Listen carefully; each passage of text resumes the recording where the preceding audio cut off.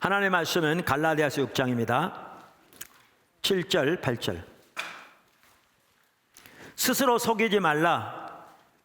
하나님은 업신여김을 받지 아니하시나니 사람이 무엇으로 심든지 그대로 거두리라.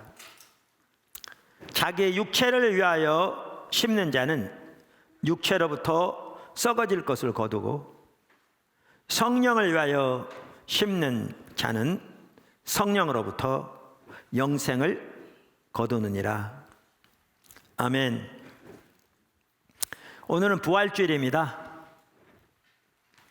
예수님께서 사망 권세 이기시고 부활하신 날을 기념하는 주일입니다. 그런데 코로나 사태로 인해서 우리가 함께 모여서 마음껏 이렇게 예배하는 그러한 시간도 못 갖고 있습니다. 그나마 우리나라는 이 정도 이렇게 잘 통제되고 있어서 감사하고요. 물론 우리가 조심하지 않으면 언제든지 퍼질 수 있는 위험이 있지만,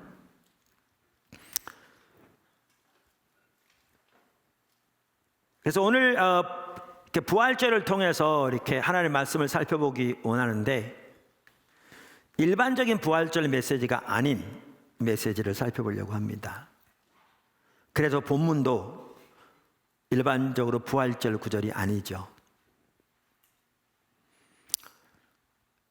이 코로나 사태를 맞이하면서 이렇게 오히려 그게 계기가 되어서 성도들이 집에 많이 머물러 있으니까 성도들을 위해 매일 예배와 배움의 시간을 갖기 시작했습니다.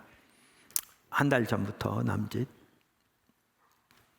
또 저녁 시간에는 이사야 기도회를 8시 10시까지 찬양팀들이 같이 인도하면서 주님께 함께 기도하는 기도회를 카카오 TV로 생중계하면서 이제 여러 우리 지체들이 같이 참여하고 있습니다. 그러면서 하나님께서 그 시간들을 통해 많은 부분들을 이렇게 깨닫게 하셨습니다.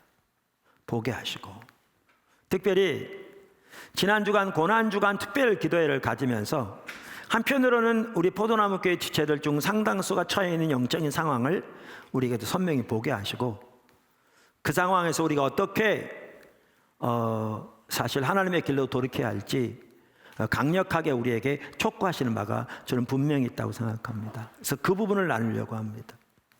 그 부분을. 그래서 오늘 제목이 코로나와 예수님의 부활입니다.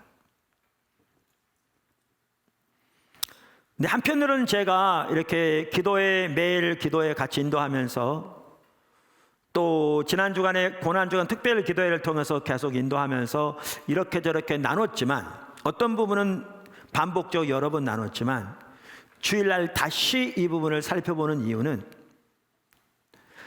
어떻게 보면 보통 때 듣지 않았던 그분들을 위해서 더 살펴보는 부분도 있습니다. 다시 말하면 포도나무 교회 지체들이면 단 한 명도 빠짐없이 반드시 이 메시지를 듣기 원합니다. 반드시 모두가 한 명도 빠짐없이, 그리고 반드시 유념하기를 원합니다. 그래서 사실 이 부분을 이렇게 나누게 되었습니다. 사실 목사로서 이렇게 이런 부분들 이렇게 나누는 게 쉽지 않습니다. 사실 이런 부분을 나누기를 원하는 마음은 주셨지만 많이 고민했고, 또 이렇게 망설이기도 했고, 그러나 이렇게 준비하는 과정에서 뿐만 아니라 일부 예배 설교하면서도 이 부분은 분명히 주님의 인도하심이 있음을 또 확신하게 되었고, 금방도 말씀드린 대로 포도나무 교회 지체들은 단 한 명도 빠짐없이 이 부분을 반드시 듣고 숙지하고 그렇게 하나님께로 돌이켜지는 그러한 일이 있기를 하나님 간절히 원하시는 것 같고요. 그렇게 되기를 예수님의 이름으로 축원합니다. 오늘 본문을 한마디로 말하면 사람이 무엇으로 심든지 그대로 거둘 것이다, 그 말입니다. 제가 신학대학원을 이렇게 다닐 때 그 학교 교정에 피칸이라는 나무가 많이 있었어요. 우리 부목사님 중에 여러분이 그 학교 나왔는데, 그러니까 호두하고 비슷해요.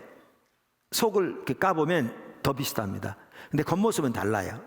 그러니까 피칸은 겉모습이 반질반질하고요, 호두는 여러분 잘 아시듯이 오돌투돌하고요.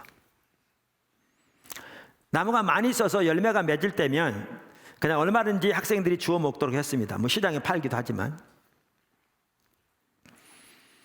그런데 이제 나무에 올라가거나 흔들리지 말고 그냥 떨어진 거는 얼마든지 주워서 원하면 먹어도 상관없다. 하루는 이제 비가 내린 다음이었는데 더 많이 떨어져 있죠. 그래서 아침에 이렇게 피칸 주우러 나갔어요. 갔더니 피칸 나무 아래에 호두 한 알이 떨어져 있더라고요. 제가 그걸 짚고 호두 한 번 보고 나무 한 번 보고 호두 한 번 보고 나무 한 번 보고, 그리고 결론을 내렸습니다. 아, 이 호두는 여기서 떨어진 게 아니다. 좀 우스갯소리 같지만 아무리 보지 않았어도 호두가 피칸 나무에 떨어질 일은 전혀 없거든요.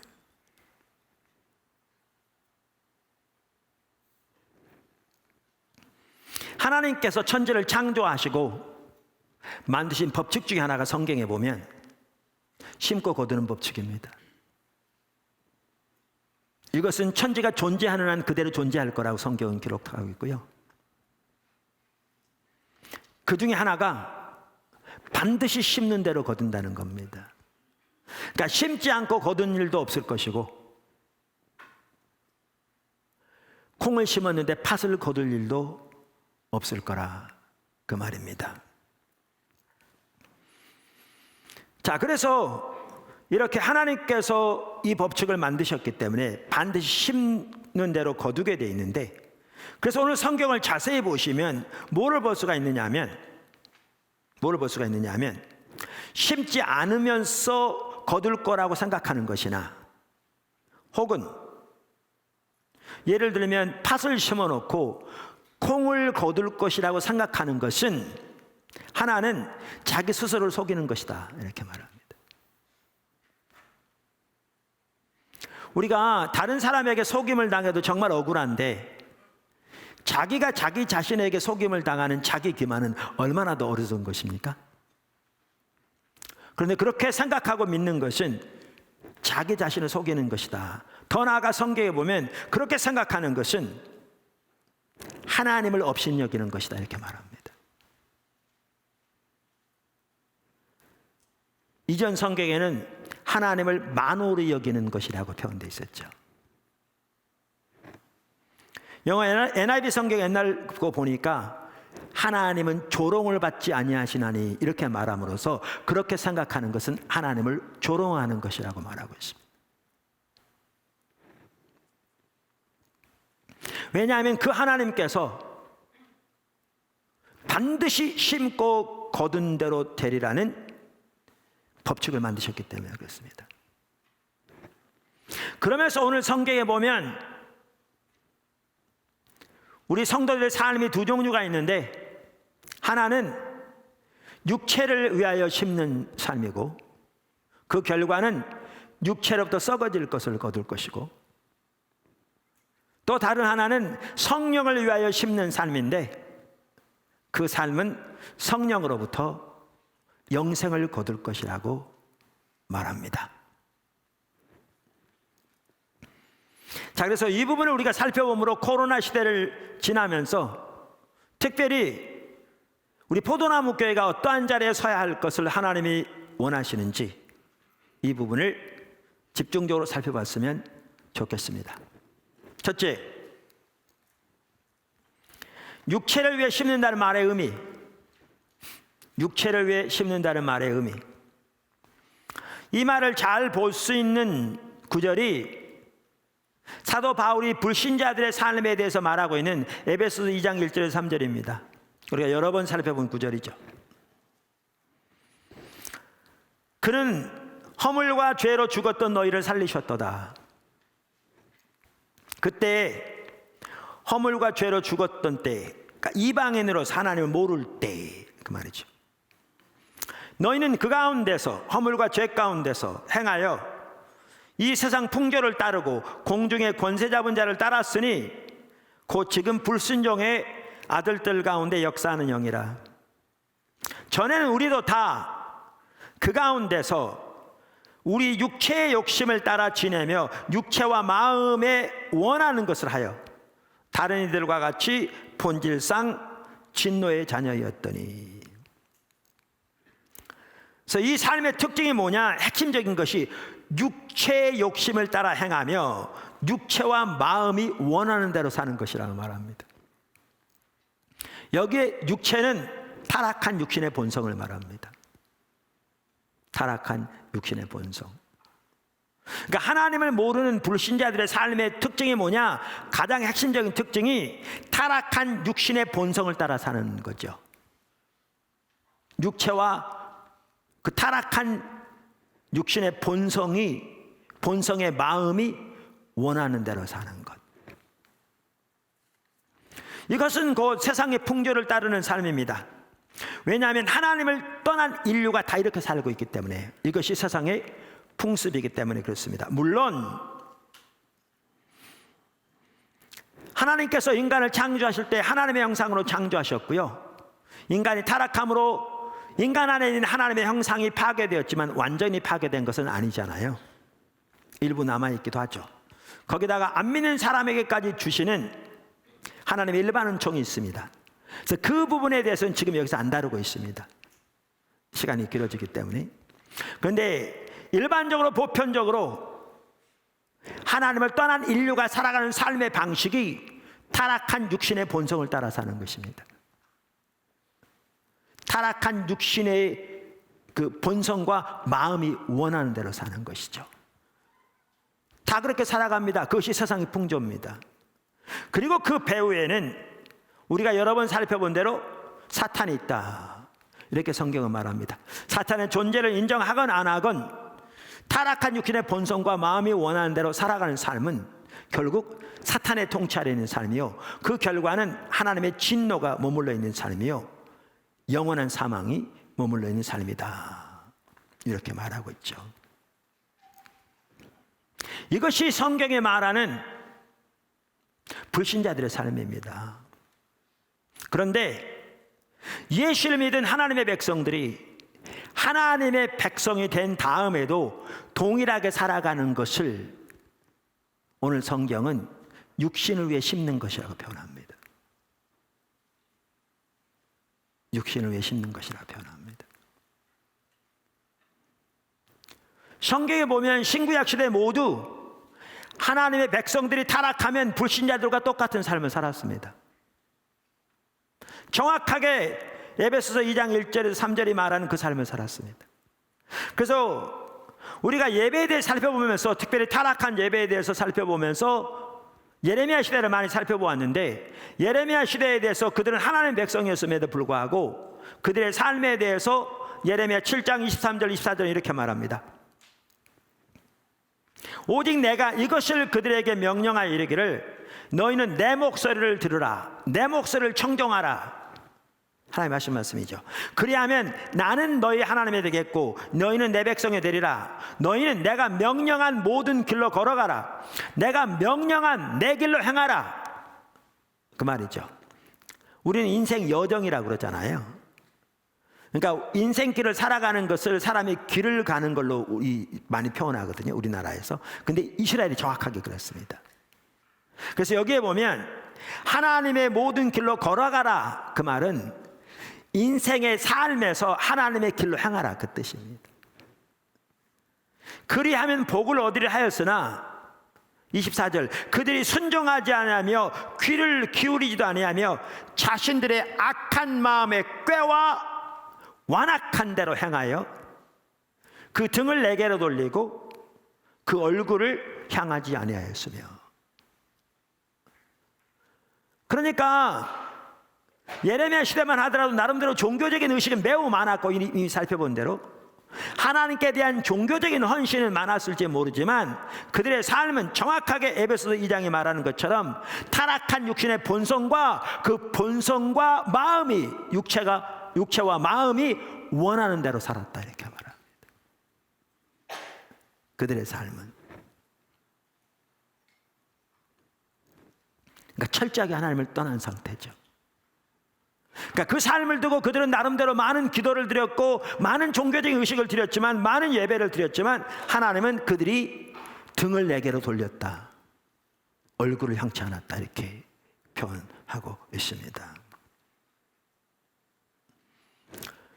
그래서 이것이 육체를 위하여 심는다는 말은 이렇게 타락한 육신의 본성과 마음이 원하는 대로 사는 걸 말합니다.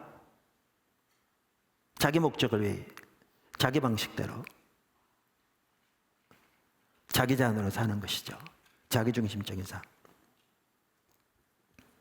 제가 보기에 적지 않은 사람들이 오늘 이 구절을 구원의 문제와 연결시키기 때문에 이 구절이 말하는 말을 깊이 이렇게 숙고하지 않는 것 같습니다. 무슨 말이냐면 이런 거죠. 자, 우리는 믿음으로 구원 얻습니다. 맞습니다. 그리고 우리의 받은 구원은 영원합니다. 저도 개인적으로 우리의 받은 구원이 올바른 구원이면 그 구원은 영원하다고 믿습니다. 그러니까 우리가 구원받았다가 다음 순간에 우리가 하나님 뜻대로 행하지 않으면 구원을 잃었다가 다시 회개하고 돌아오면 다시 구원을 받았다가 다시 하나님의 길을 떠나면 다시 구원을 잃었다가 이러지 않는다고 믿습니다. 저 개인적으로. 자, 그래서 우리의 구원은 영원한 것이기 때문에 영생이 보장돼 있다.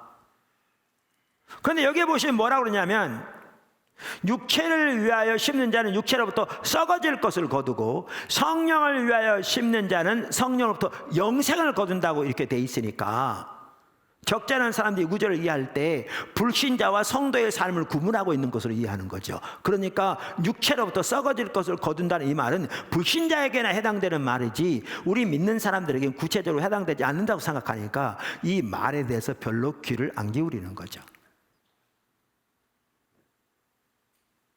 그런데 6장 1절에 보면요, 사도 바울이 이 단락을 시작하면서 뭐라고 그러냐면 형제들아 그렇게 시작해요. 형제들아. 그러니까 다시 말하면 오늘 읽은 본문 말씀이 사도 바울이 누구에게 한 말이냐면 예수를 믿어 하나님의 백성이 된 하나님의 사람들에게 한 말이라고요. 구원받은 하나님의 백성들에게 한 말이라고요. 구원받은 하나님의 백성들에게. 그러면 여기에 보면 육체로부터 썩어질 것을 거둔다는 말은 어떻게 이해해야 되느냐? 어떻게 해야 되느냐?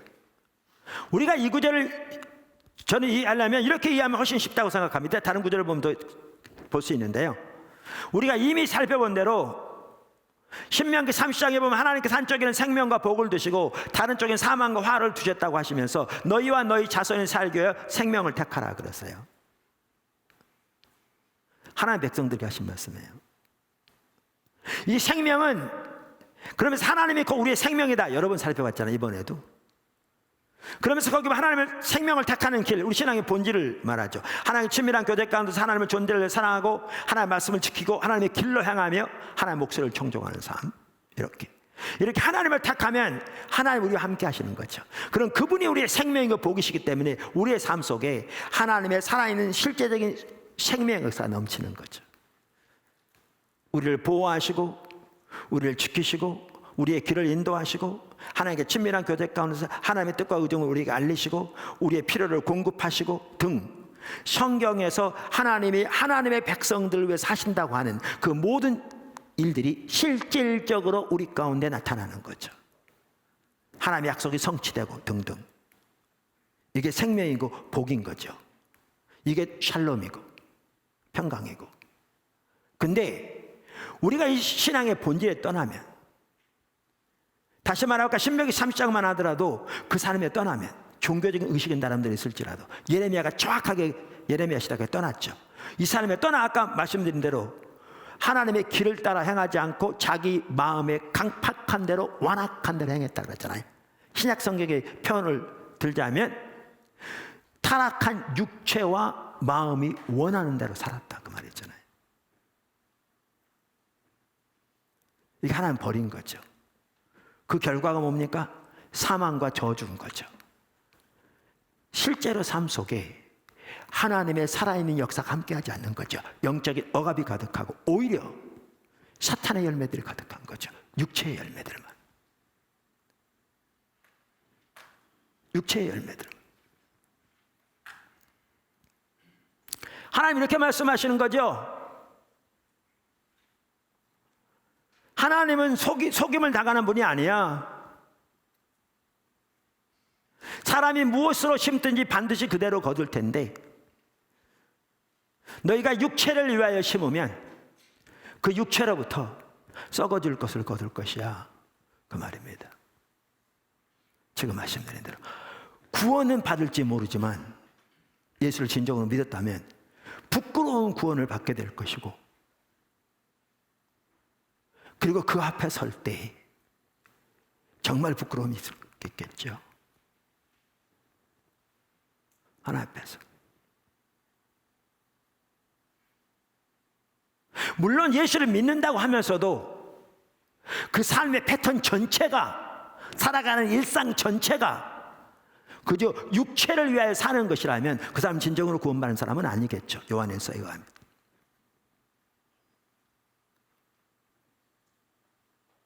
그러나 그것은 아닐지라도 진정으로 구원을 받았을지라도 우리가 타락해서 육체를 위하여 심는 삶을 살고 있다면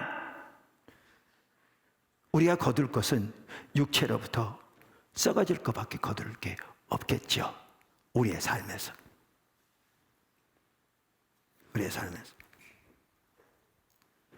두 번째, 성령을 위해 심는다는 말의 의미. 성령을 위해 심는다는 말의 의미. 너무나 놀랍고 감사한 사실은 이번 부활주일, 고난주일, 부활주일을 지나면서 더 선명하게 우리가 볼 수 있는 게 예수님께서 우리의 그 옛사람을 죽이셨다는 겁니다.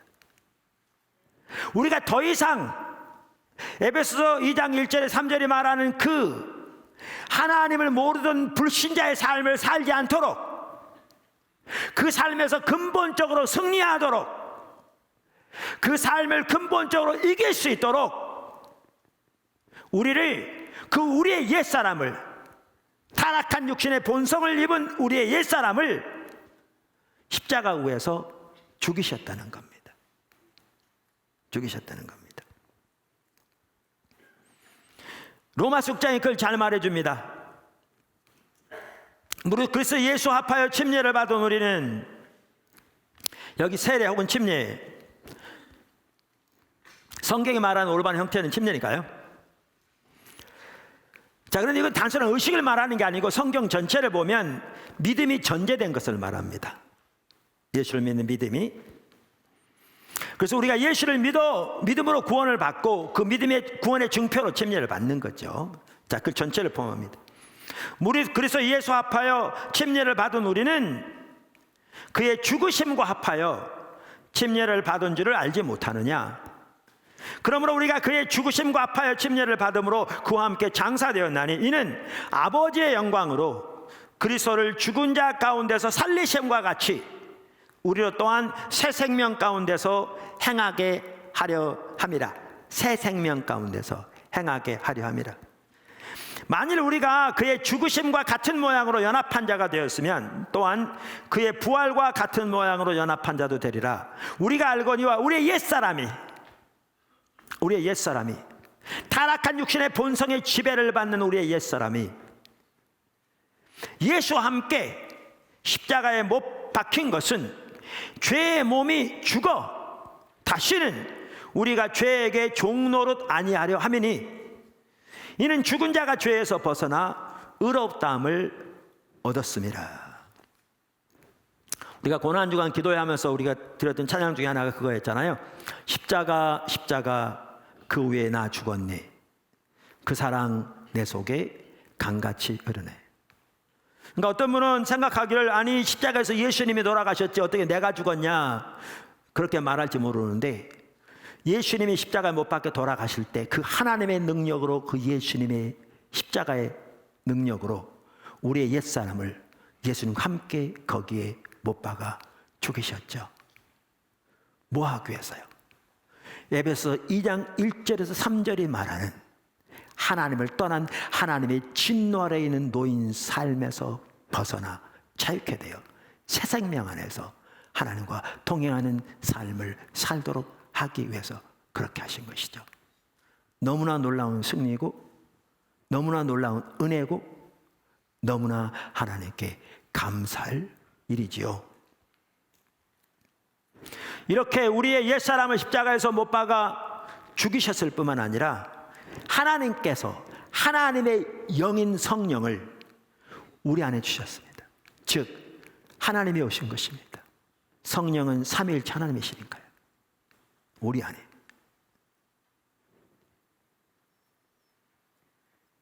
고린도서 1장 21절 22절 우리를 너희와 함께 그리스도 안에서 굳건하게 하시고 우리에게 기름을 부으신 이는 하나님이시니 그가 또한 우리에게 인치시고 보증으로 우리 마음에 성령을 주셨느니라. 그래서 우리로 하여금 새 생명 안에서 하나님과 동행하는 삶을 살 수 있도록 하나님의 영을 우리 속에 보내신 것이지요. 우리 속에. 그래서 특별히 신약 시대의 신앙생활의 핵심이 뭐냐? 성령님과 동행하면서 성령의 인도를 따라 사는 삶입니다. 성령님과 동행하면서 성령의 인도를 따라 사는 삶입니다. 우리는 이것을 성경 여러 곳, 특별히 바울 서신서에서 많이 볼 수 있습니다만 로마서 8장만 보아도 이 부분을 잘 볼 수 있습니다. 많은 사람들이 로마서를 바울 서신서의 꽃이라고 말하고 그 로마서 중에서 로마서 8장을 로마서의 꽃이라고 그러는데 그 8장이 그걸 잘 보여줍니다. 1절부터 4절을 보십시오. 그러므로 이제 그리스도 예수 안에 있는 자에게는 결코 정죄함이 없나니 이는 그리스도 예수 안에 있는 생명의 성령의 법이 죄와 사망의 법에서 너를 해방하였음이라. 예수님의 십자가를 통해 이게 되어진 거죠. 얼마나 놀랍고 감사합니까? 아까 우리가 다른 구절에서 그걸 다른 말로 표현하는 것을 보았습니다. 그러면서 율법이 육신으로 말미암아 연약하여 할 수 없는 그것을 하나님이 하시나니 우리 육신이 연약하여 우리의 노력으로 율법을 지킴으로 하나님이 기뻐하신 자리에 전혀 설 수 없었는데 우리 육체의 타락으로 인해서 이것을 하나님이 하시나니 아까 고린도 후서에도 보면 1장 21절에 우리를 그리스도 안에서 세우시는 분이 하나님이신데 그 일을 위해서 우리에게 인치시고 보증으로 우리 안에 성령을 주셨다 이렇게 표현하고 있죠. 그럼 다시 로마서 8장에 오면 율법이 육신으로 말미암아 연약하여 할 수 없는 그것을 하나님이 하시나니 그 죄로 말미암아 자기 아들을 죄에 있는 육신의 모양으로 보내어 육신의 죄를 정하사 우리에게 율법의 요구가 이루어지게 하려 함이니라. 예수님이 이 땅에 오셔 십자가를 지시되 우리의 죄를 지고 가실 뿐만 아니라 우리를 향한 모든 율법의 저주를 다 지고 저주가 되게 하심으로 우리를 율법의 저주 속량하셔서 이 삶을 사는 게 가능하게 하셨다 이렇게 말합니다. 주님의 십자가 때문에. 그런데 어떤 자에게 가능하게 되었다라고 말하느냐? 8장 4절 제가 안 읽고 지나갔습니다만 이렇게 말하죠. 육신을 따르지 않고 그 영을 따라 행하는 우리에게. 그 영은 성령 그렇게 합니다. 그러니까 이 말은 육신을 따르지 않고 성령을 따라 행하는 자에게 율법의 요구가 이루어진다. 만약에 어떤 사람이 육체를 따르고 성령을 따라 행하지 않으면 율법의 요구가 이루어지지 않는다 이 말이 아니겠지요. 그 말은 우리 행함으로 구원받게 된다는 의미나 똑같은데 그 말이 아니겠지요. 전혀. 그럼 이 말은 뭐겠어요? 8장 1절에서 말하는 것처럼 예수님이 십자가로 인하여 생명의 성령의 법이 우리를 사망의 법에서 자유케 하셔서 놀라운 승리를 주셨는데, 그래서 하나님 백성이 되었는데, 그러면 하나님의 이렇게 우리가 자유케 되어 구원받은 하나님의 백성의 삶이 한마디로 뭐냐? 삶이 한마디로 뭐냐? 육체를 따르지 않고 그 성령을 따르는 사람들이다, 그 말이죠.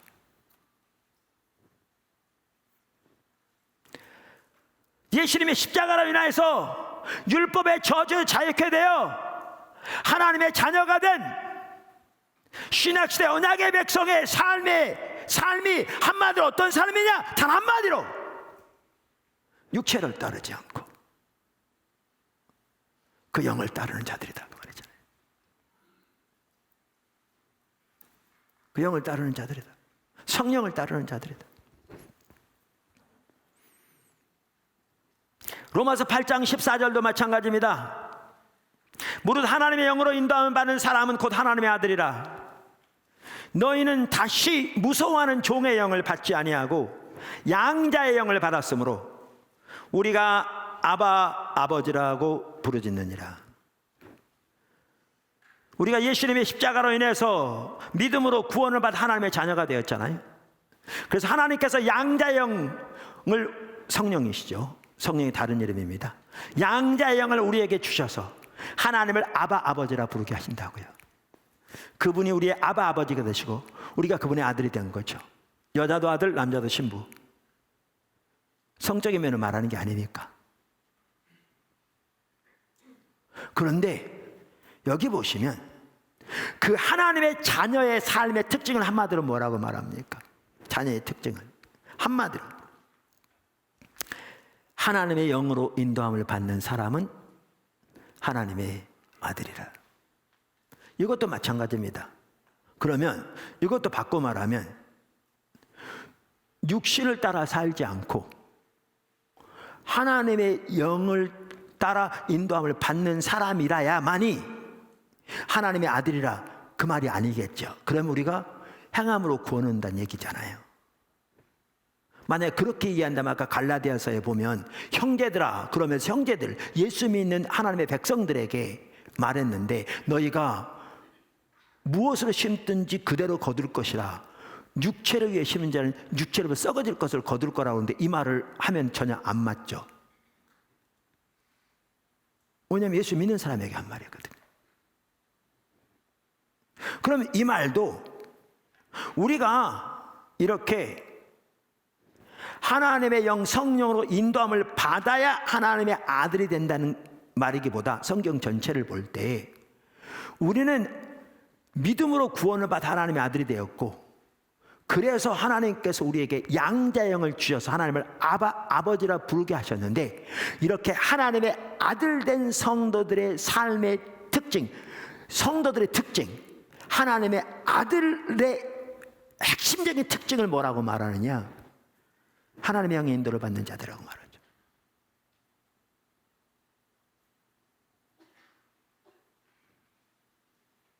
하나님의 영의 인도를 받는 자들이라고 이렇게 말합니다. 그래서 이러한 구절들을 보면 특별히 신약시대에 하나님의 자녀로서 우리의 삶의 핵심적인 특징이 뭐냐? 우리 신앙의 핵심적인 특징이 뭐냐? 하나님을 따라, 하나님의 성령을 따라 성령의 인도를 받는 삶인 거죠. 그게 신앙인의 핵심적인 특징입니다.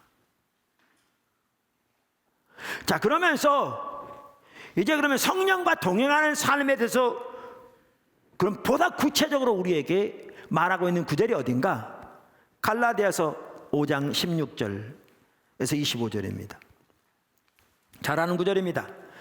내가 너희에게 이르노니 너희는 성령을 따라 행하라. 그리하면 육체의 욕심을 이루지 아니하리라. 육체의 소욕은 성령을 거스리고 성령은 육체를 거스리나니 이 둘이 서로 대적하므로 너희가 원하는 것을 하지 못하게 하려 함이니라. 너희가 만일 성령의 인도하시는 바가 되면 율법 아래 있지 아니하리라. 그러면서 이어서 이제 육체의 열매가 무엇이고 성령의 열매가 무엇인지 쭉 설명합니다. 그런 다음에 24절. 그래서 예수의 사람들은 육체와 함께 그 정욕과 탐심을 십자가에 못 박았느니라. 똑같습니다. 에베소 2장 1절의 삶을 우리로 살지 않도록 그 삶에서 해방되어 생명과 성령의 법이 다스리는 하나님의 자녀의 삶을 살도록 하나님께서 우리의 옛사람을 그 정욕과 탐심과 함께 십자가에 못 박았다.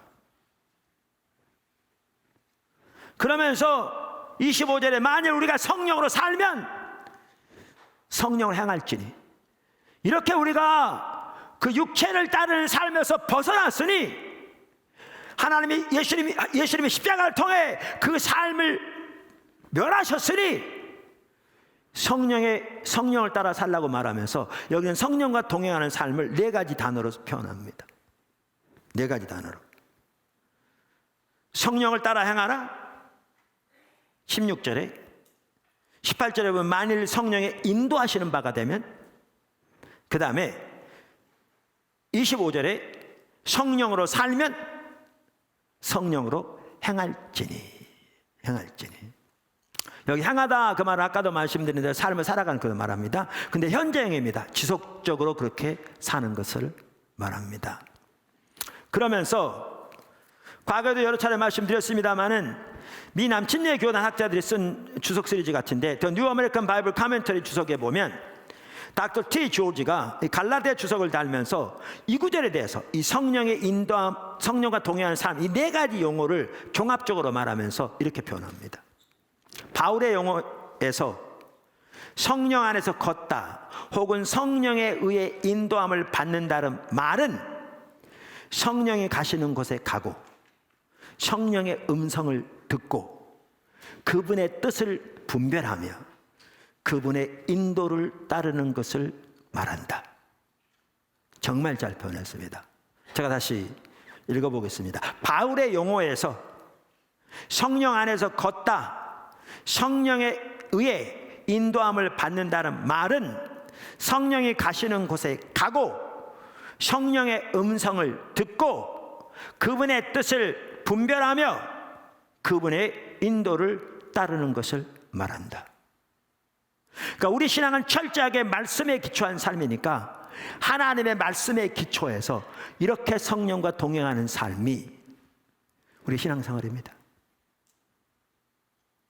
그러면 성령을 위하여 심는다는 말이 무슨 말입니까? 이렇게 성령과 동행하는 삶을 사는 것을 말합니다.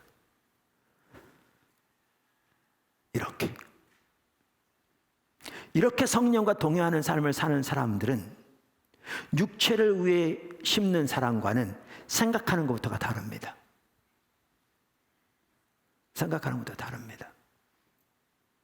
아까 로마서 8장 1절에 4절에 보면, 특별히 아까 4절에 보면 하나님께서 예수님의 십자가를 통해 우리의 모든 율법의 저주를 짊어지게 가게 하심으로 거기서 우리를 자유케 하셨으니 이제 생명의 성령의 법이 우리를 자유케 했다. 그러면서 성령의 인도를 따르는 삶이, 성령을 따라 사는 삶이 이제 믿는 성도의 삶이라고 말한 다음에 바로 그 다음 절에 뭐라고 하는 줄 아십니까? 5절 이렇게 말합니다. 육신을 따르는 자는, 오늘 용어로 말하면 육신을 위해 심는 자는 그 말이겠죠.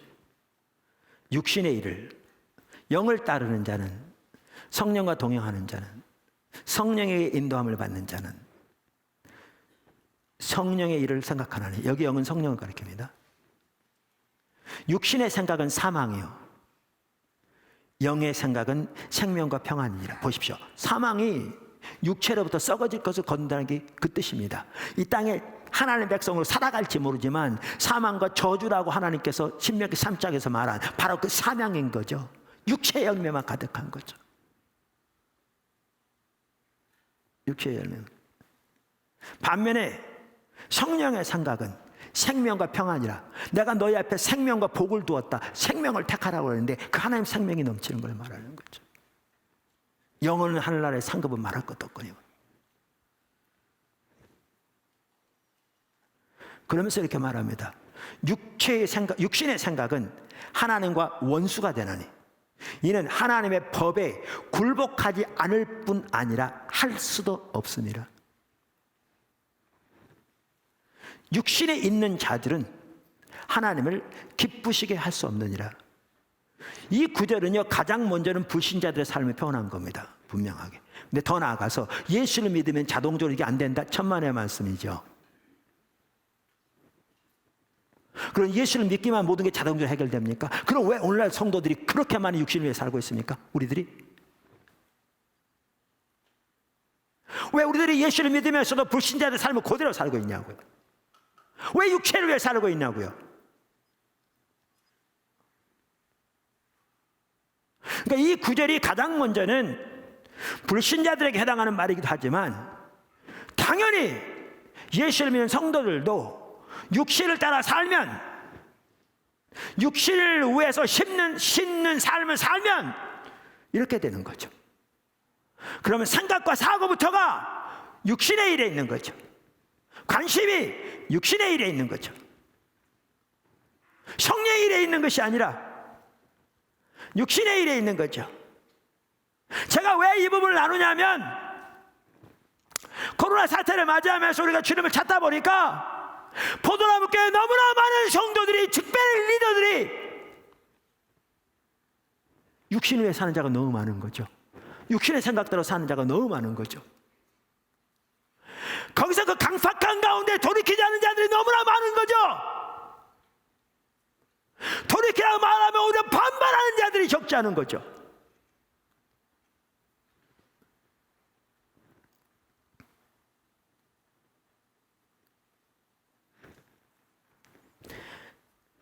우리가 육체를 따라 살면 여기 성경에 나오는 대로 하나님의 원수가 된다고 그랬습니다. 성경이 뭐 야고보서만 하더라도 하나님 백성들에게 쓰여진 성경인데 세상을 살아가면 하나님의 원수가 된다고 그랬어요. 똑같은 겁니다. 불신자들에게만 두고 하는 얘기가 아닙니다. 지금 이 구절이. 그래서 육신을 따라 살면 하나님의 원수가 되고, 그러한 사람은 하나님의 법에 굴복하지 않을 뿐 아니라 굴복할 수 없다. 그런 사람의 삶이. 그리고 그러한 사람들은 하나님을 기쁘시게 할 수 없다. 그렇게 말합니다. 그러니까 그만큼 우리는, 그래서 하나님께서 예수님의 십자가를 통해서 그 육신을 죽이셨다고요. 새 생명 안에서 성령과 동행하는 삶을 살도록. 근데 우리가 여전히 타락하여 육신을 위하여 심는 삶을 살고 있으면 정말 깨닫고 돌이켜야 되는 거죠. 정말 겸손하게 주님 앞에 엎드려, 제가 그런 자리에 있습니다. 주님 저를 불쌍히 여겨주세요. 주님 이대로 진행되지 않게 해주세요. 정말 저를 돌이켜주세요. 돌이켜서 힘을 저에게 부어주세요. 그렇게 간절하게 주 앞에 구해야죠.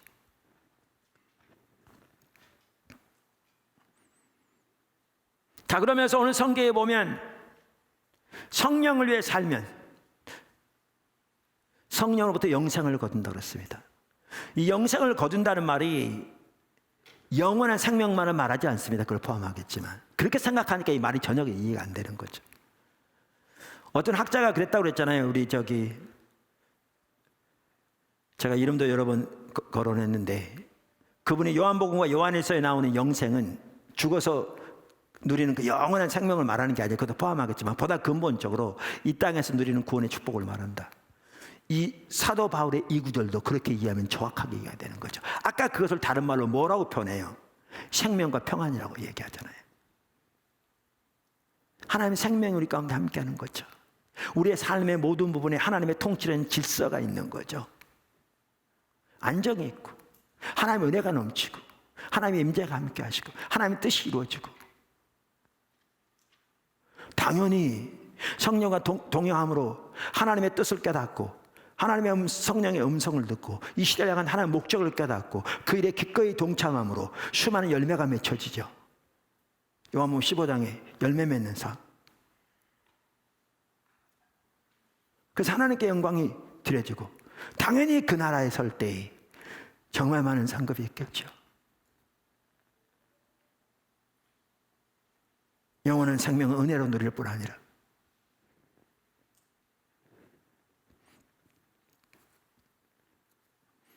아멘.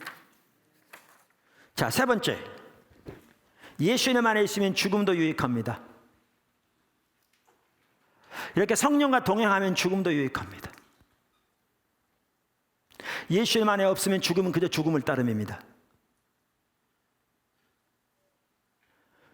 예수님 안에 없으면 죽음은 그냥 죽음일 따름입니다. 근데 예수님 안에 있으면, 성령과 동행하면 죽음도 유익합니다. 사도 바울이 말했습니다. 빌립보서 1장 21절에 이는 내게 사는 것이 그리스도니 죽는 것도 유익함이라. 죽는 것도 유익함이라. 이에 대한 가장 좋은 예가 이 부활주일에 예수님의 십자가와 부활 같아요. 가장 좋은 예가. 우리가 이번 고난 주간에 이렇게 그 일주일 동안 있었던 이 사건들을 이렇게 하나씩 그 일부를 읽으면서 살펴봤잖아요. 그러면서 그 목요일 날 겟세마네 동산에 대해서 그 기도에 살펴보면서 하나님께서 우리 포도나무교회 지체들에게도 이 부분을 반드시 결단하게 하신 저나 우리 모두에게 그게 있었죠. 우리가 그때도 나눴습니다마는 예수님은 철저하게 하나님의 뜻에 따라 하나님의 뜻을 위해 산 분이셨습니다. 동의하세요? 그런 분이셨습니다. 그래서 요한복음 4장 34절에서 예수님 이렇게 말씀하셨죠. 나의 양식은 나를 보내신 이의 뜻을 행하며 그의 일을 온전히 이루는 이것이니라.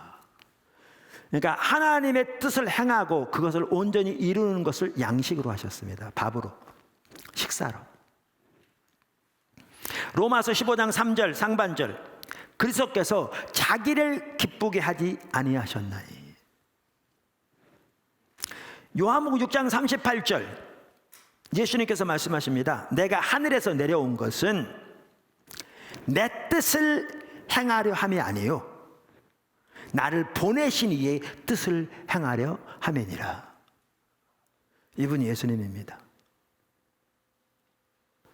예수님 우리가 잘 아는데 이 땅에 계시는 동안에 성령님과 친밀한 교제 가운데 성령의 인도를 따라서 하셨습니다. 즉 삼위일체 하나님 사이에 온전한 교제와 조화가 있었습니다.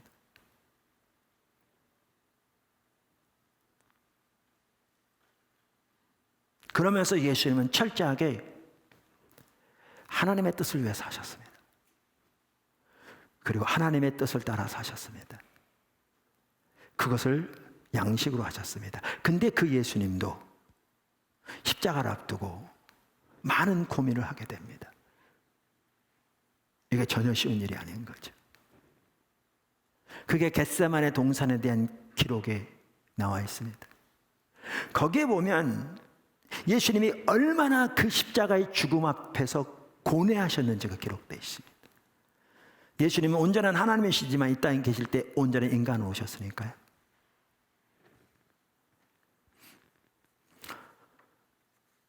한번 성경 한번 보시죠. 마태복음 26장 36절.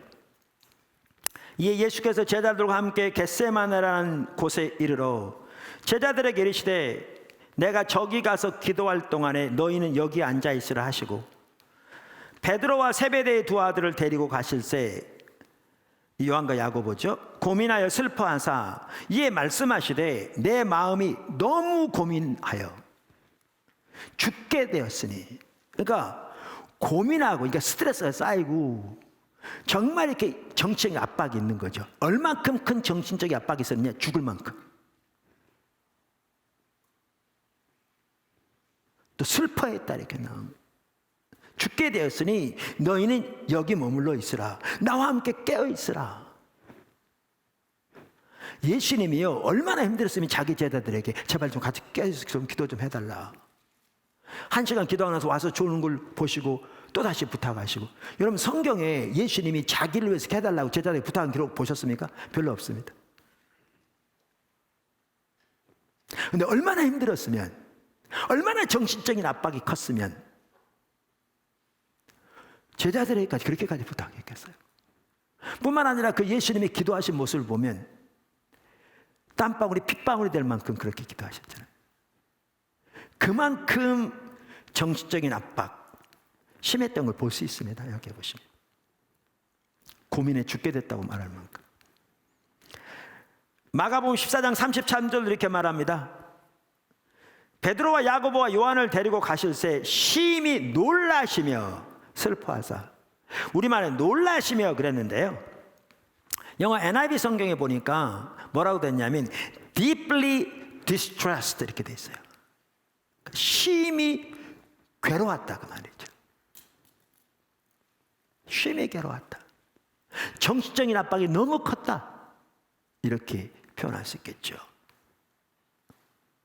자, 이 상황인데요, 여기 매우 중요한 게 뭐냐면 지난번 나눈 것처럼 우리가 반드시 배워야 할 게, 이 상황에서도 예수님은 하나님의 뜻을 택했습니다. 이게 귀합니다. 예수님은 십자가의 죽음을 앞두고 그러셨는데, 저나 여러분 우리들은 십자가 죽음 같은 그런 거는 놔두고라도, 물론 인류의 죄를 위한 십자가는 예수님만이 지실 수 있는 거고요. 근데 그런 건 놔두고라도 우리는 우리의 일상에서, 우리의 회사에서, 우리의 사업에서, 우리의 가정에서 조그만한 결정 앞에서도 지금 예수님이 느꼈던 것처럼 느끼는 경우가 많습니다. 앞에 안 보이는 너무나 정신적인 억압이 큰, 죽을 것 같은.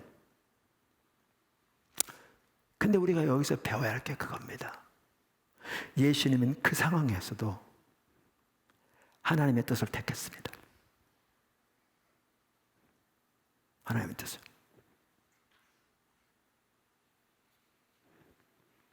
그래서 예수님이 이렇게 기도하셨죠.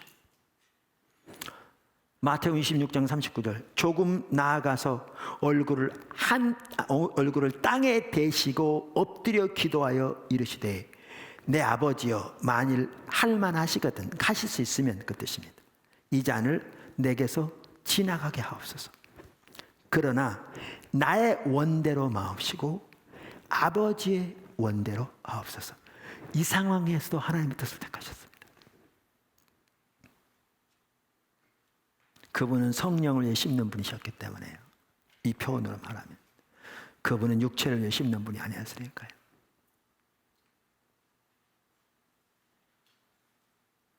우리가 이 예수님의 삶을 본받아야 합니다. 근데 우리는 그렇게 억압이 있고, 그러니까 억압이라고 하니까 압박 있고, 슬픔, 정말 때로는 견딜 수 없는 어려움, 또 우리는 나름대로 기본적으로 하나님 뜻대로 살고자 하는 열망이 있기 때문에 예수 믿는 사람으로서 갈등도 있는데, 우리는 너무나 적지 않은 경우에 조금 갈등하다가 이내 우리 육체를 위해 심습니다. 조그마한 이득 앞에서, 조그마한 안락 앞에서, 조그마한 일시적인 세상의 쾌락 앞에서 우리는 곧바로 육체를 위해 심는 경우가 너무나 많습니다. 하나님의 뜻을 택하기보다 자기 뜻을 택하는 거죠. 조그마한 이득 앞에서.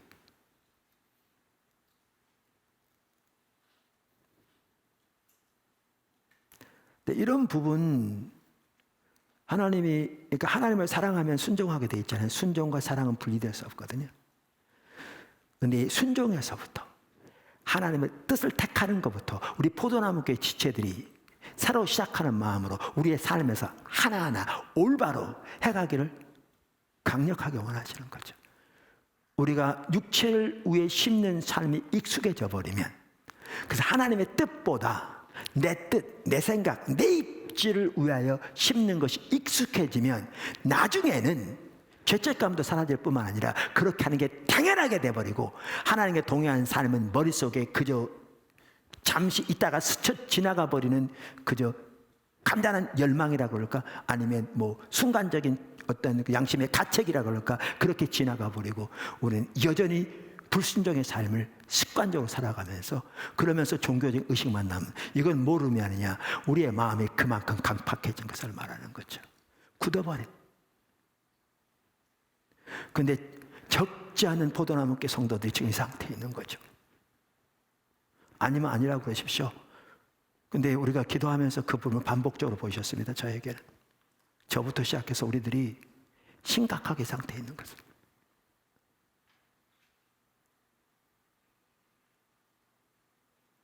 그래서 하나님 뜻대로 뜻을 택할 뿐만 아니라 하나님의 뜻 앞에 순종하지 않는 것도 그것이 대수롭지 않고 당연하게 여겨져 버릴 만큼 우리는 그래서 심지어 어느 정도까지 와버린 사람 적지 않냐면 우리 마음속에 하나님의 뜻대로 살고자 하는 열망마저도 사라져버린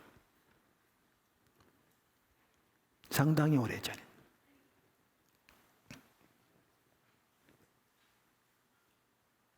이대로 가버리면 어떻게 되게요? 완전히 굳어져 버린 거죠. 화석화된 신앙. 여러분 화석 보셨습니까? 제가 화석을 한번 봤는데요. 화석 박물관을 지나가다가 입구에서 완전히 나무예요. 결이나 모든 그냥 나무예요. 완전히 나무인데 만져보면 돌이에요. 그러니까 나무인데 오르다가 돌로 굳어버린 거예요. 그게 화석이에요. 어떤 생명도 없죠. 모양은 진짜 나무인데 돌처럼 그냥 돌로 굳어져 버렸어요. 신앙이 그렇게 되어버립니다. 모양뿐이. 그러면 나타난 열매 뭐만 나타나느냐? 육신의 열매만 나옵니다. 생각하는 거, 말하는 거, 결정 내리는 거, 상대방을 대하는 거, 하나님의 말씀에 반응하는 것 등 모든 면들이 뭐만 남냐? 이제는 육신의 열매만 남습니다. 육체를 위해 심는 자는 육체로부터 썩어질 것을 거두고 그대로 남습니다. 근데 그게 굳어져 버렸기 때문에 반응도 없는 겁니다. 이 코로나 사태를 통해서 하나님이 거기에서 포도나무 꾀가 돌이켜지기 원하시는 것 같아요. 코로나 사태 때문에 많이 움직이지 못하다 보니까 그게 계기가 돼서 매일 주님을 찾게 될지 모르지만 주님을 찾으면서 여기에서 하나씩 돌이켜지기 원하시는 것 같아요.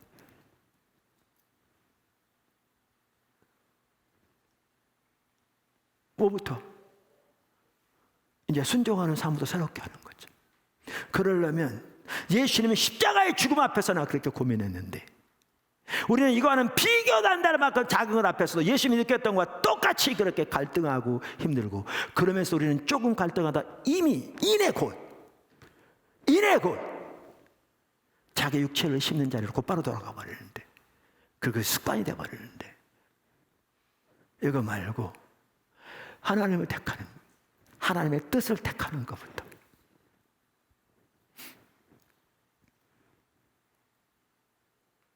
다시 올바로 서기 원하시는 것 같아요.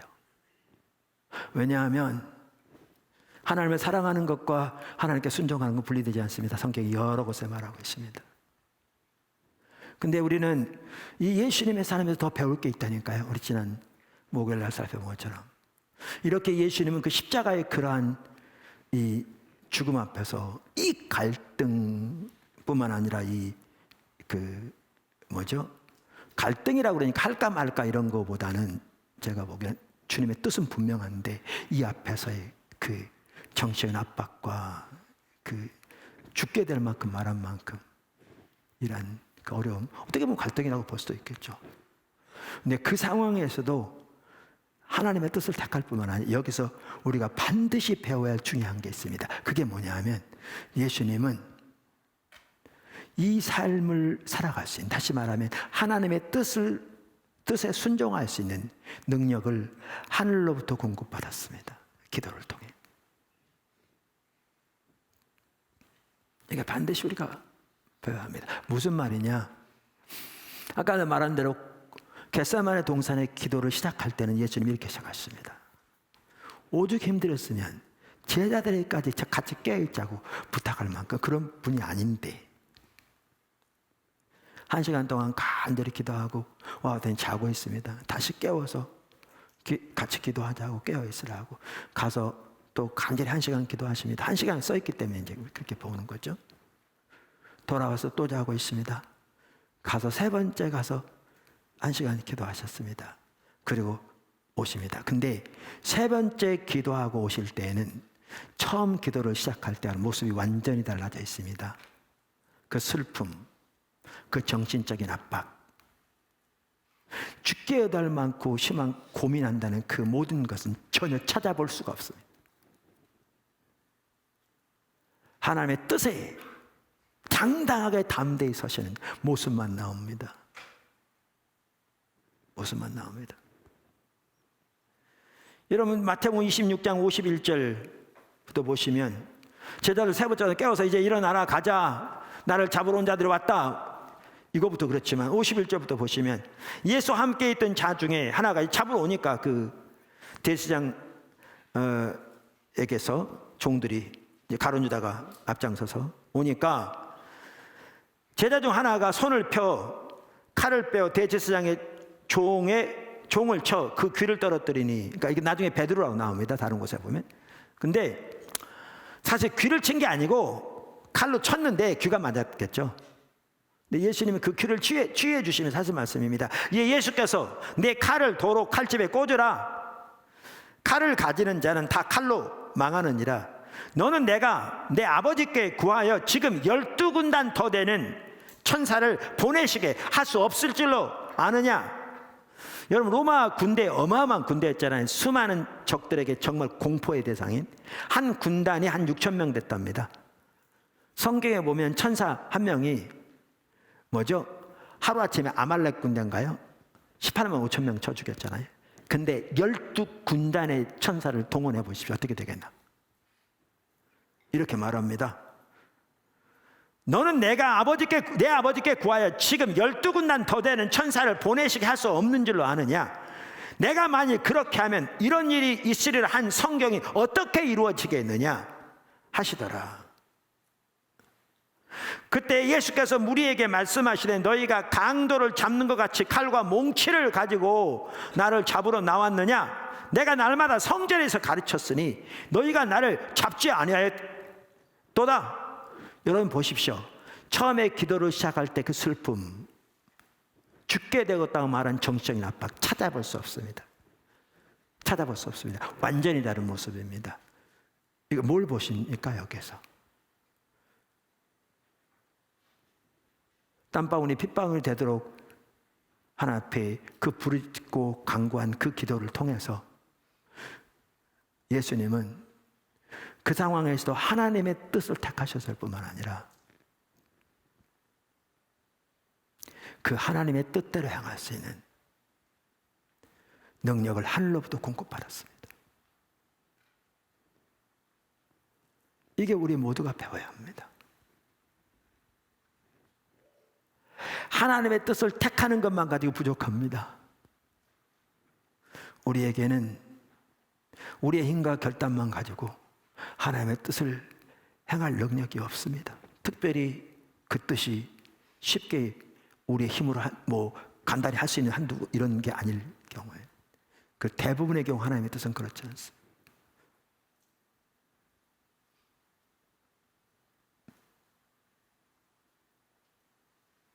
예수님의 삶 제가 왜 살펴봤는가? 이렇게 예수님은 하나님의 뜻을 택하고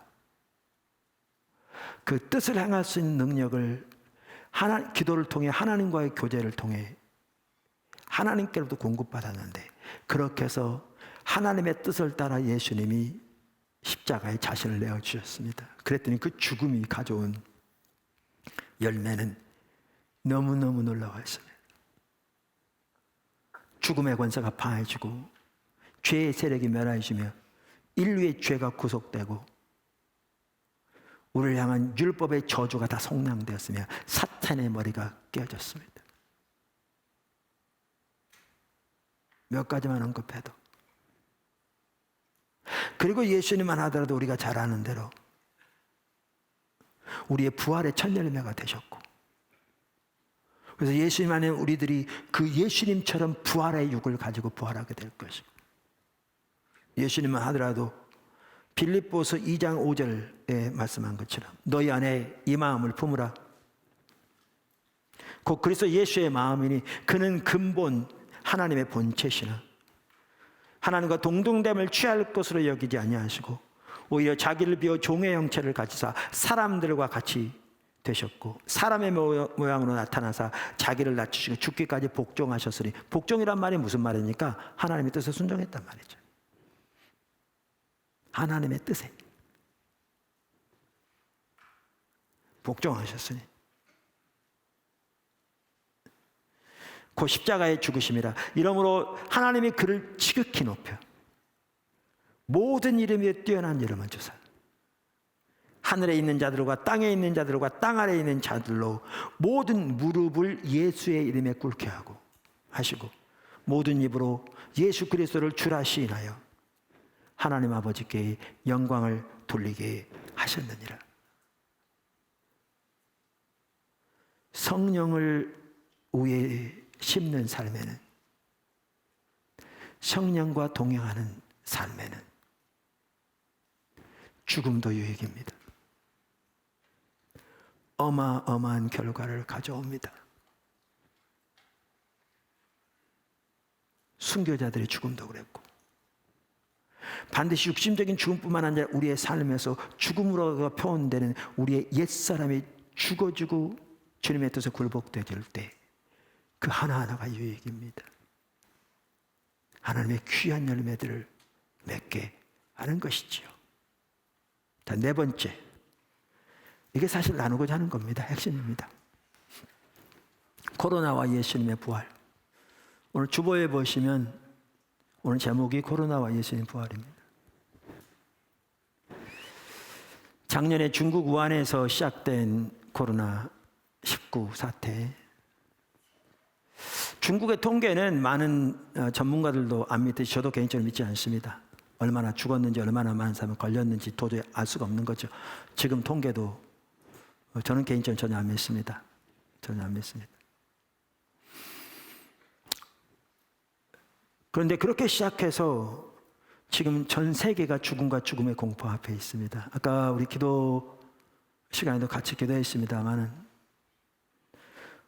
그렇게 시작됐다가 이제 우리나라 특별히 신천지 때문에 뭐 이렇게 또 우리나라는 그것을 이제 메르스 사태를 겪으면서 접촉자까지 다 찾아내서 이렇게 진단해서 한 결과 숫자가 급속도로 늘어나게 되고 그래서 중국 다음으로는 우리나라가 갑자기 치고 올라가 전 세계에서 한국 사람은 기피의 대상이 되고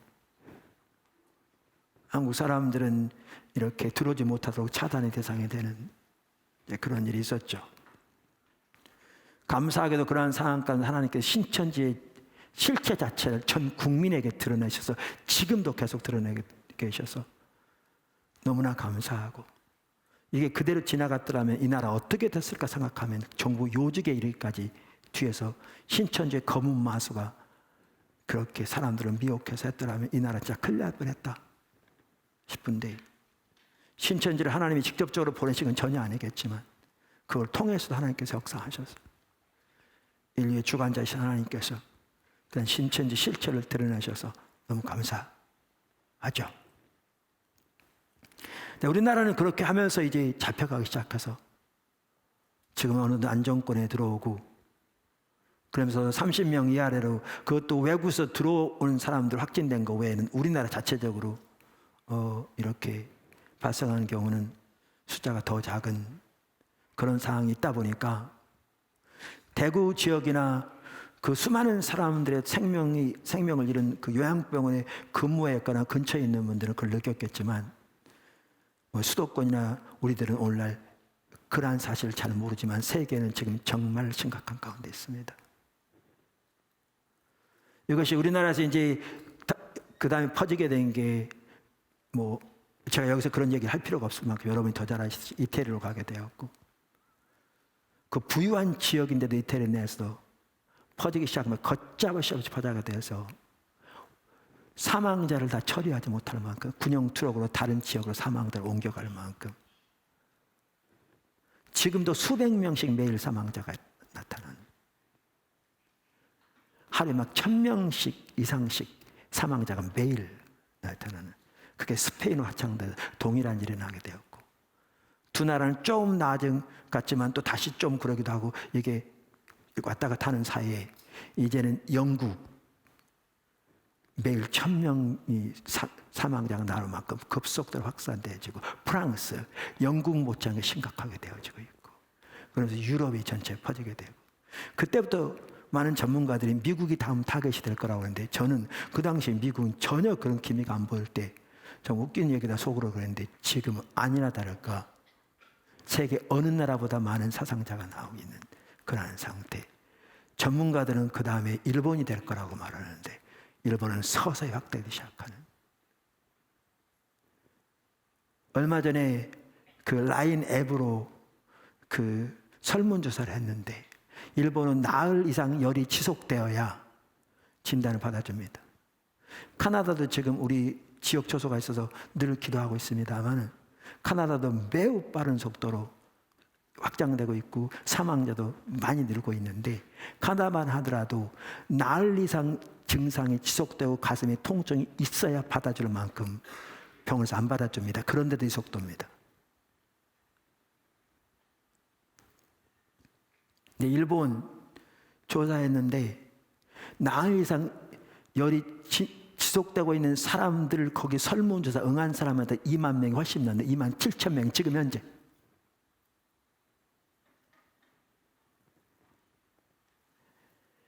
이 어떤 사람이 확진됐을 때 이게 어디서부터 옮겨온지를 이렇게 아는, 근데 출처를 모르는 게 5% 이하가 돼야 어느 정도 안정된답니다. 근데 일본은 70%가 훨씬 넘는 사람들이 어디서 옮겨온지를 모를 정도입니다. 그만큼 퍼져 있다는 얘기입니다.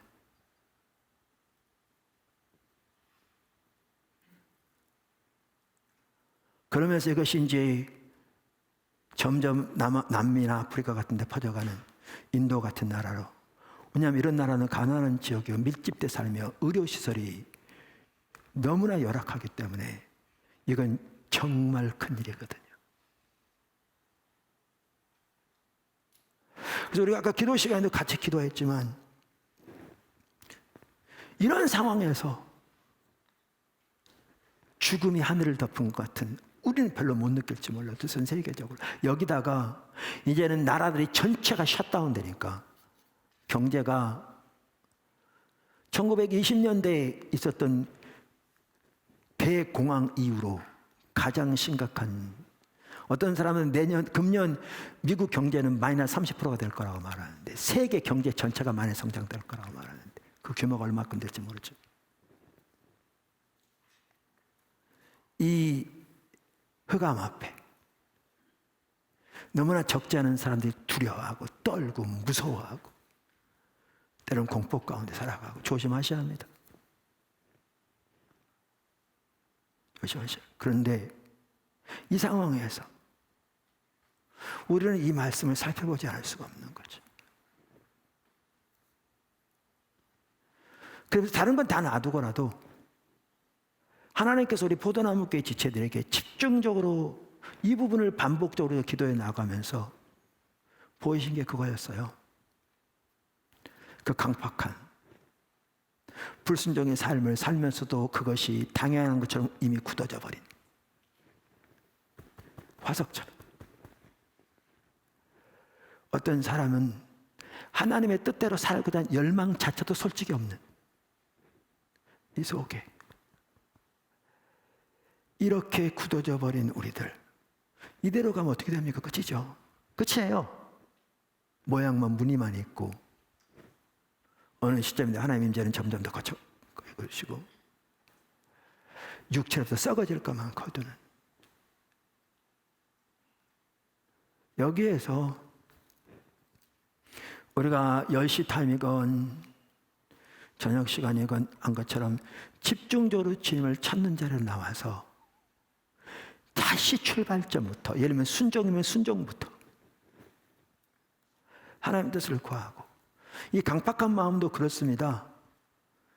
우리 지난 주간에 저녁 시간에 특별히 기도회를 하면서 이 성경 살펴가는 중에 우리가 흩어져서 예배를 드리고 있으면 지금도 이렇게 많은 수가 가정에서 예배를 드리고 있습니다. 근데 우리 성령 안에서 하나 되다 보니까 가정에서 예배를 드리고 모여있지 않지만 전반적인 분위기가 느껴질 때가 있습니다. 전적인 분위기가, 우리 영적인 상태가 뭐 제 눈에 보인다는 게 아니라, 뭐 귀에 뭐가 들린다는 게 아니라 그런 차원이 전혀 아니고, 그런데 이러한 강팍함이 우리 가운데 절대 적지 않은 걸 보시면서 우리가 회개하자고 그랬잖아요. 근데 제가 그날도 끝나고 이렇게 회개했으니까 다른 부분 기도하려고 했는데, 저 같은 경우에는 최소한 제가 느끼기에는 하나님이 다시 그 부분 기도하게 하셨어요. 그렇게 쉽게 넘어갈 게 아니라고. 그 다음날 또 그 부분 기도하고 또 그렇고, 금요일날 제가 기도하고 인도하는 가는데 한 형제가 와서 그러더라고요. 기도하는데 하나님이 그거 망각하지 말라고, 그거 쉽게 넘어가지 말라고 그러실 것 같다고. 우리가 그거요, 괜히 제가 감동 운운한다고요? 아니요. 여러분의 영적인 상태, 마음의 상태를 살펴보십시오. 어떤가. 다 놔두고. 가룟 유다에 대해 살펴봤는데, 가룟 유다 자기의 죄가 직면됐을 때 우리가 돌이키는 길이 하나님 앞에 자기 영적인 처지를 하나님 앞에 인식하고 하나님의 기준 앞에 보여진 자기 떠난 모습을 보여주면 정직하게 동의하고 엎드리고 돌이켜야 이게 회개의 출발이 되는데, 변호하려고 그러고 오히려 반발하고, 그러면서 하나님께 다시 기회를 줘서 예수님이 두 번째 직면하는데도 오히려 마음이 굳어지니까 사탄의 도구가 돼서 결국 예수님 배반한 죄로 나가잖아요.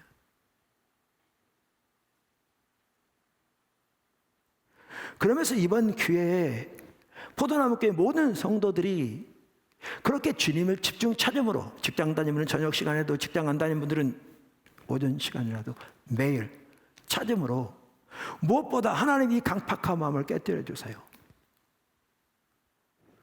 주님의 뜻대로 살고자 하는 열망마저 사라진 저의 정말 껍데기만 나고 무늬만 남은 이 화석화 된 신앙, 주여 도움이 없이는 돌이킬 수 없는데 저를 불쌍히 여겨주세요라고 애통함으로 주님의 도움을 구하는 자로 또 서야죠.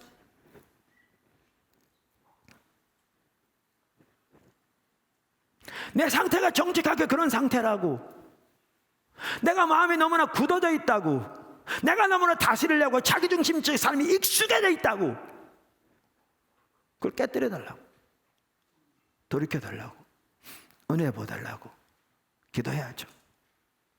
그러면서 이제 그렇게 나가면서 순종을 하나 배워가고 아까 말한 주님의 도움을 구하고 이러면서 이제 하나씩 은혜가 더 부어지고 예배도 조금씩 회복되어 가면서 자신이 하나님 떠난 모습이 더 많이 보이기 시작하고, 그러면서 마음이 더 겸손해지고 이제 하나씩 회복되기 시작할 거거든요. 그렇게 돌이켜지길 원하는 거죠. 그러면서 궁극적으로 이 부분을 집중적으로 보이시기 원하신 것 같았어요. 이 부분만 나누고 마칠 텐데, 낮에 이렇게 살펴볼 때 여러 번 나눴습니다만은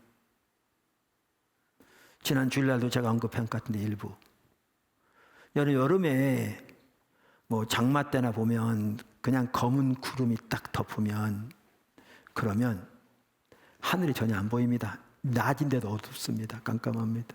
빛은 차단돼. 근데 그때에도 여러분들이 비행기로 여행해 보신 분들, 여러분 대부분 안 와보신 분이 거의 없으니까 국제선 같은 거 타고 가면 그 구름 위로 비행기가 날아가는데 가보시면 아무리 먹구름이 아래 끼어 있어도 그 위에는 구름 한 점 없는 이 맑은 창공에 태양이 정말 밝게 떠 있는 걸 발견하게 될 겁니다. 지금 세계가 죽음과 죽음의 공포, 공황 대공황의 공포, 이걸 통해 인간이 자신을 신으로 삼고 돈, 경제를 신으로 삼은 그것들이 무너지고 있는데 겸손히 하나님께 돌아오라고 주님 촉구하고 계신 한편으로 진정한 구원자, 진정한 통치자, 진정한 생명의 주께로 돌아오라고. 근데 그 하나님이 어느 때 못지않게 통치하시며 다스리시고 밝게 빛나고 계신 걸 깨닫게 되는 거죠. 그 안에 우리가 어떠한 어두움도 이기는 게 하나님은 아는 겁니다. 거기에 안식하며 거기에서 예수님처럼 확신 가운데 향하며, 그리고 하나님께서 원하신 게 뭐냐면 지금 이런 상황에서 하나님은 여전히 구체적인 하나님의 목적과 계획을 가지고 지금도 열방 가운데서 일하고 계신데,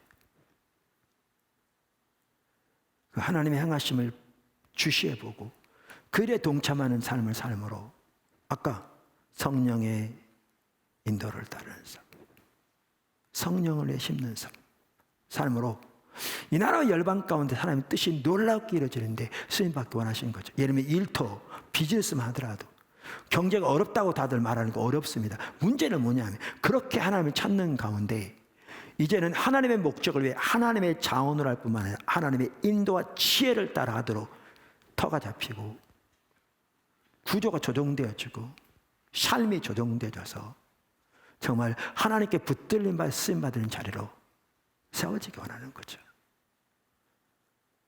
그러면서 하나님께서 반복적으로 우리에게 주시기를 원하시는 그 약속이, 유업이 금년 송구영신 예배 때 나눴던, 그러니까 금년 초 1월 1일 작년 연말 나눴던 이사야 60장인 거죠. 일어나라 빛을 발하라. 이는 내 빛이 이르렀고 여호와의 영광이 내 위에 임하였음이니라. 보라, 어둠이 땅을 덮을 것이며 캄캄함이 만민을 가리라니와 오직 여호와께서 내 위에 임하실 것이며 그의 영광이 내 위에 나타나리니. 정말 캄캄함이 만민을 가리는 시기, 여호와의 영광. 나라들은 내 빛으로, 왕들은 비치는 내 광명으로 나오리라. 내 눈을 들어 사방을 보라. 무리가 다 모여 내게로 오느니라. 내 아들들은 먼 곳에서 오겠고 내 딸들은 안기 올 것이라. 그때 내가 보고 기쁜 뜻을 내며 내 마음이 놀라고 또 화창하리니 이는 바다의 부가 내게로 돌아오며 이방 나라들의 재물이 내게로 옴이라. 이 구절이 가장 먼저는 바벨론 포로로 잡혀갔던 이스라엘 백성들 회복에 관한 예언이지만 신약의 교회를 위해 주신 약속도 된다고 이미 살펴봤고요. 이런 약속이 우리 가운데 이루어지기 원하는 거죠. 많은 분들이 아까도 잠깐 언급한 것 같은데 앞으로 B씨와 A씨로 나눌 거라고 그러더라고요. 사실 제가 이 일은 그 신문 기사를 읽기 전부터 저에게도 보였어요. 누구나 다 보일 일들이죠. 911이라고 그러죠. 911. 미국 심장부가 공격을 받은 날, 그 하나의 공격이었지만 어마어마한 것이었죠. 그래서 미국은 사회 전체가 그 날짜로 바뀌었습니다. 그 이후로 전반이, 그러니까 전혀 틀린 말이 아닐 만큼. 그런 것처럼 이 코로나 사태로 이제는 세계 전체가 바뀔 것 같더라고요. 그 전과 그 이후는 근본적으로 다른, 그 얘기를 많은 사람들이 얘기합니다. 이거 산업 전반, 우리 인생 삶의 전반에 바뀔, 어떻게 바뀔 건 아무도 모를 것 같습니다. 신앙도 바뀔 겁니다. 신앙의 본질은 바뀌지 않지만 성도들의 신앙의 태도와 방식은 바뀔 수도 있습니다. 이 시기에 주님이 이토록 주님을 찾기 원하시는데, 서기를 원하시는데, 제가 모든 성도의 다 들으라고 말한 것처럼 여기서 돌이켜지지 않고 자기의 강팍한 굳은 마음을 정당화시키며 오히려 돌이켜지라는 말을 반박하고 받아들이지 않고 그걸 고집하는, 그렇게 돼버리면 그 신앙은 근본적으로 하나님에게서 멀어지게 될 겁니다. 그리고 이어지는 이 시기의 사회에서 어떤 모습으로 그 신앙의 모습이 나타날지는 전혀 알 수 없죠. 어쩌면 적지 않은 사람들이 신앙에 떨어질 것 같기도 하고요. 전체적으로 볼 때 교회, 포도나무 교회는 적을지 모르지만 무늬만 남고 모양만 남았던 사람들, 이번 기회에 더 굳어지게 될 것 같고요. 그래서 하나님께서 한편으로는 이 어려운 시기에 합력하여 선을 이루시는 하나님께서 우리는 정말 열방을 위해 기도하고 주님의 도움을 구하되 어려운 시기에 주님은 찾도록 은혜를 주셔서 정말 이 시기가 없었다면 우리가 어떻게 됐을까 생각하면 끔찍할 만큼 우리가 너무나 자기중심적이고 굳어져 버린 그런 삶으로 향해서 달려가고 있는 사람들이 너무 많은데, 돌이켜지고 새롭게 돌이켜져서 정말 사도 바울이 예수님이 십자가에서 이루신 그 부활을 통해 이루신 그 승리와 그 능력을 삶에서 알기를 그토록 구하고 예수님을 알기를 더욱더 구하고 그 예수님의 일에 함께 참여하며 고난받는 것도 기꺼이 감수하면서 참여하기를 그렇게 열망했던 것처럼 우리가 그렇게 나아감으로 십자가의 삶을 삶으로 다시 말하면 성령을 위해 힘든 삶을 삶으로 정말 이 기회가 오히려 축복이 되어서 이 기회가 없었더라면 전혀 누리지 못할 그 위대한 축복의 삶을 모든 포도나무 성도들이 포도나무교회가 반드시 누렸으면 좋겠습니다. 그게 핵심입니다. 메시지. 그리고 아무도 이 말을 소홀히 듣지 않기를 바랍니다. 그렇게 되기를, 그렇게 진정한 축복이 있기를, 굳어짐이 아니라 축복으로 돌이켜지기를 예수님의 이름으로 축원합니다. 오늘 본문 다시 읽고 마치겠습니다. 스스로 속이지 말라. 하나님은 업신여기심을 받지 아니하시나니 사람이 무엇으로 심든지 그대로 거두리라. 자기의 육체를 위하여 심는 자는 육체로부터 썩어질 것을 거두고 성령을 위하여 심는 자는 성령으로부터 영생을 거두리라. 기도하겠습니다.